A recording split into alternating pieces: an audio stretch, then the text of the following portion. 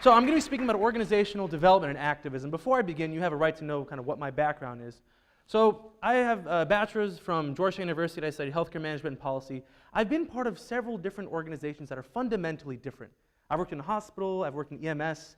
I've worked on Capitol Hill in Congress. I worked as a journalist, filming like people like President Obama, which are each one of these different types of organizations are fundamentally different. And I want to get to discuss how we identify a need within our community, how we verify that this is a true need, how we identify what our areas of growth are, and lastly, how to build the foundations of our organization, the pillars of our organization. So first of all, I want to talk about something called the defining moment.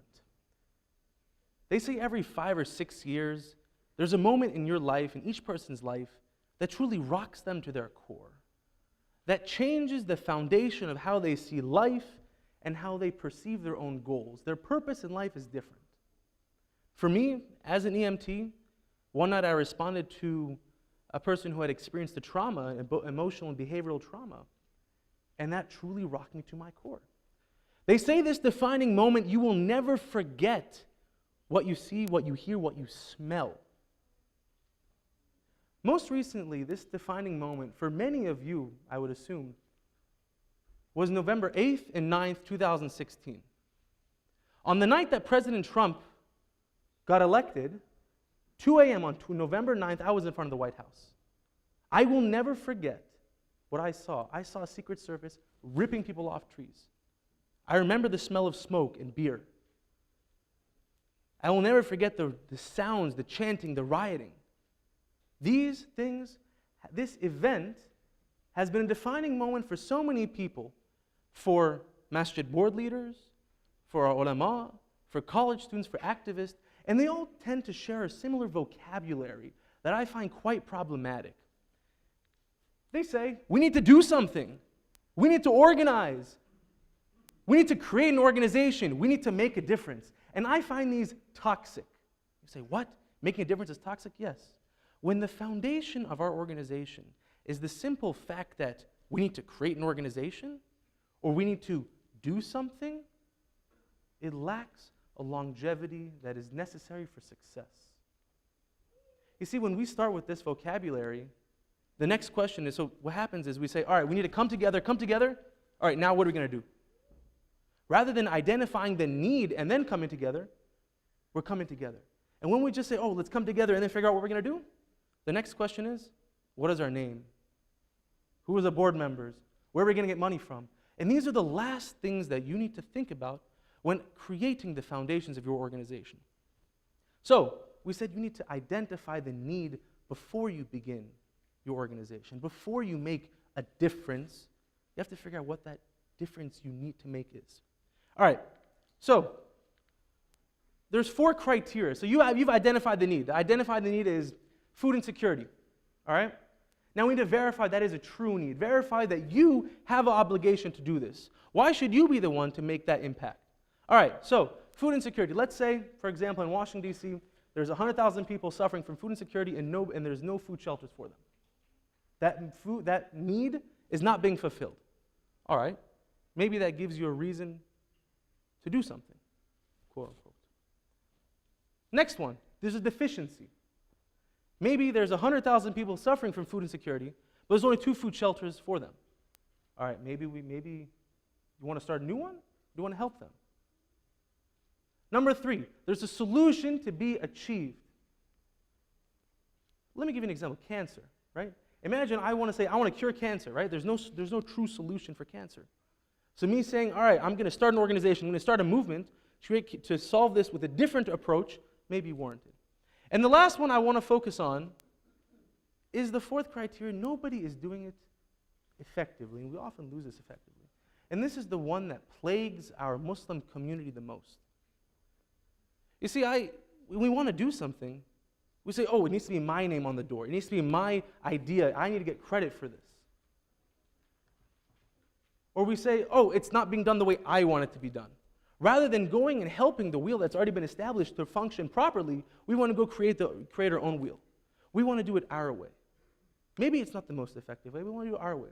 Let me give you an example. I recently heard of a masjid that was thinking about splitting up. The community members of the masjid were splitting up. Why? because they said, oh, some of these people want to commemorate Imam Hussein's legacy a little bit differently than ours. So you want to split up a masjid for that? I'm sure you've all heard people complain about food, right? I mean, we're all Middle Eastern, we're complaining about food. And they say, oh, we need to split up, we need to do our own thing, we need to set up shop somewhere else because that food is too spicy, or this food is not spicy enough, right? Just because a movement is happening that might not be the way you envision it, might be not the most effective way per your vision, doesn't mean that we need to set up shop somewhere else. All right, so you've identified the need, and you've identified you verified that this is a true need, that it truly warrants your attention to it, and that you to start your own organization. All right, so before we can do that, we have to discuss knowledge, right? Because if you go and say, all right, I want to protest, or I want to set up a panel, set up a conference, you don't know what you're talking about, you don't understand where your own deficiencies lies internally, you're going to be unsuccessful. You have to learn before you can act, right? Because this way you verify that you're on the right side of justice. So there's 3 parts of knowledge. I want you to stay very, very focused with me, all right? The first type of knowledge is the knowledge that you know it. I'm aware that I studied healthcare management and policy, therefore, when I'm talking about health policy, I have some credibility. I know I'm on relatively the right track because I'm informed, all right? And each of you have a certain specialty. In healthcare consulting, they call it a SME, subject matter expert. The next type of content and knowledge is the knowledge that you know that you don't know it. If I want to tackle an issue about health equity, it involves healthcare policy and healthcare economics. But I don't know healthcare economics. Therefore, what do I have to do? I have to do 2 things. I have to educate myself about healthcare economics, and I also have to bring in someone who is a subject matter expert to my team. Again, the goal here is that you are keeping a well-rounded mentality. And the third one, and the most important part, is the knowledge that we don't know that we don't know it. Until you bring someone who has a different perspective, or an advisor who has a lot more experience, you will never know the information that you need to succeed. Because I don't have the whole lot of experience. Somebody else might. And therefore, I need to bring on people, you need to bring people onto your team that can address the content that you don't know that you don't know it. And this is the one that verifies that we are on the right side of justice. This is what happens if we don't address this. This is what when we go to a protest and we start speaking blindly, and we go and pick up somebody else's torch and start speaking, without verifying that this is knowledge that I might not have the perspective of, which will only be addressed if someone else from a different opinion comes in. All right, so we've addressed the need. We've identified the need, We've verified that it's a true need, and we've identified the areas of growth that are necessary. Next step is to establish the pillars of your organization. Pillars of your organization are 2 components. First is your vision, and next is your mission. Your vision statement is usually around 5-10 words maximum that identify what your goal of your organization is all about, the goal of your movement. The essential idea of your group is embedded here. Let me give you an example. Apple, right? The 2018 Apple vision statement is a terrible one. It doesn't identify anything that they're about. But Steve Jobs in 1981 said to make a contribution to the world by making tools for the mind that advance humankind. Let's unpack this, right? Does this tell us they're a tech company? No. Maybe they're medical, maybe they're marketing, maybe manufacturing, right? The vision statement is not going to tell us everything, how they're going to accomplish this, right? Alzheimer's Association. This is another one that I really like. It says, a world without Alzheimer's disease. Do they tell us how they're going to accomplish that? No.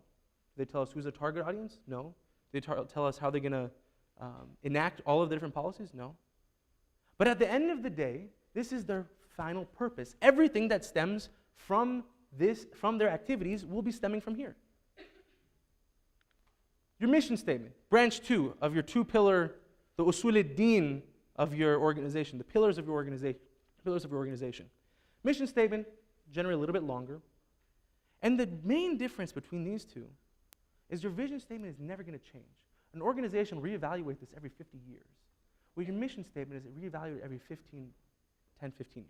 And keep in mind, I'm looking 50 years ahead, right? The whole purpose of identifying the need, verifying the need, going to the knowledge, is to ensure that you and your movement and your idea has a longevity, right? This has been around for 48 years, right? That means there must have been a strong foundation. Your mission statement, the Alzheimer's mission statement, right? It says research, it says care and support of all affected, meaning patients, family, caregivers, and promotion of brain health. I guarantee you, if you look at the Alzheimer's Association, anything they do comes back essentially to one of these three pillars, sub-pillars. Whether it's marketing, whether it's fundraising, anything they do will come back to these, right? And by having a concrete mission statement, you're allowing yourself to be held, accountable to yourself and to others. So you stay on that path towards your vision statement. All right. So you have identified the need, you verify that it is a true need, and you have identified the growth, and lastly, you've built the pillars, the strong pillars that will lead your way. So therefore, the next time that you have that defining moment, whether it's car accident, or you witness injustices in Syria, whatever it may be that makes you tick, you understand how to build the long-term goal, how to establish a framework of your organization to identify your own weaknesses and to not recreate the wheel in order to be successful in the long term. Maybe it's a political rival, right? That defining moment could be anything. You see, some people say my defining moment was a heart attack. My life flashed before my eyes, right? Whatever it may be, you have not only the power to make that change, but it's a responsibility upon you. So therefore, the next time that you're doing this, you're identifying the right protests and you're structuring your organization in a successful way. Thank you.